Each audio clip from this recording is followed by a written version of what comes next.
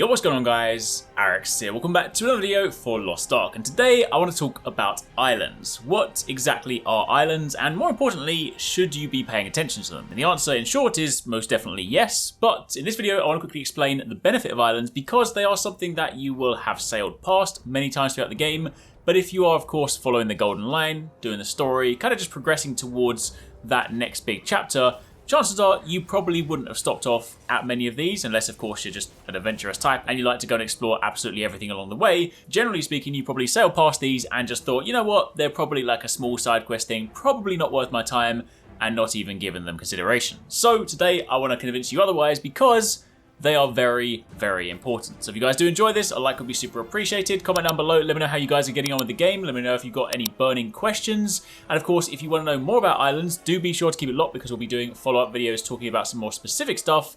But let's get started. First things first, what are islands? Well, I'm not going to tell you geographically speaking what an island is, but in the context of Lost Ark, there are these small islands, small land masses located all around the ocean. Whenever you are sailing, if you zoom in and look at the map closer, they are littered everywhere. Some islands are better than others, but the reason you want to go to them is because a lot of the time they have short quest lines which will reward you with a variety of materials that'll be very important. If you're playing Lost Ark, then when you first get to level 50, your next goal becomes increasing your item level. Assuming you have got your level 50 armor set, that'll put you at 302 item level, and your next big milestones are getting to 460, which will of course allow you to go to Rohendel, which is the next town, and of course the next sort of chapter of the game.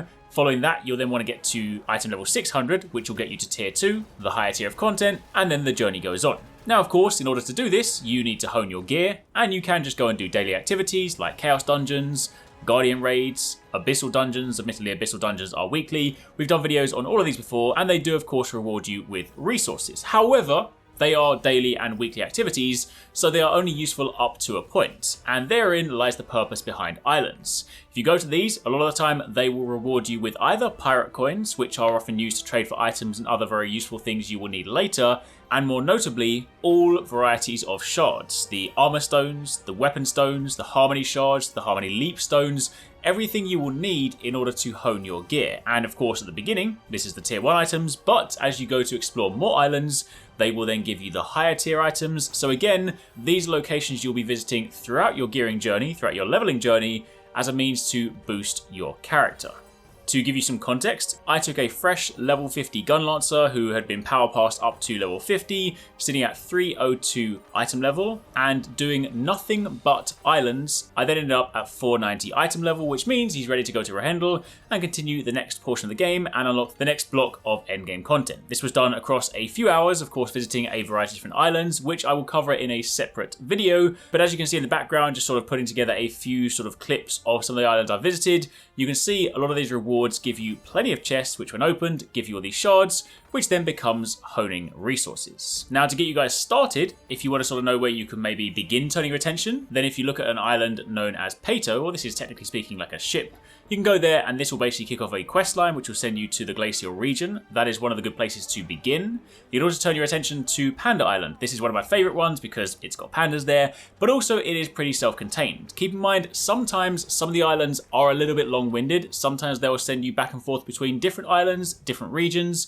Some of them can take a little bit longer to complete. Meanwhile, other ones are very self-contained. You go there, you do a handful of quests, and literally in about 5 minutes, you get a good few hundred shards, sometimes even more, and Panda Island is one of those examples. You can complete it in probably about 5 minutes, and you then have a good amount of resources. So essentially, in summary, you should not be sleeping on islands, especially if you've hit level 50 and you are on your gear journey, you're on your honing journey, you're trying to get your item level up. They are sitting there as a means to get free items, and it doesn't require a lot of effort. In fact, you'll spend most of your time walking around interacting with things and not even fighting. Might not sound hugely exciting, but it is definitely something you can do pretty passively. Now again, as mentioned, if you guys want a breakdown on islands specifically, we will be doing follow-up videos, so make sure you subscribe because I will be putting together a guide going through some of the ones you should be turning your attention to basically streamline your process, so keep it locked for that. If you've encountered any islands and you have any questions about them, maybe you're stuck, maybe you sort of want some guidance, let us know down below. We could always do dedicated videos on those ones, but otherwise, hopefully this has at least given you an idea as to what they are and why you should be doing them. And of course, don't forget to keep it locked because we have plenty more stuff coming your way. In the meantime, make sure you check out this video if you want to know how to gear your character up and get your item level boosted.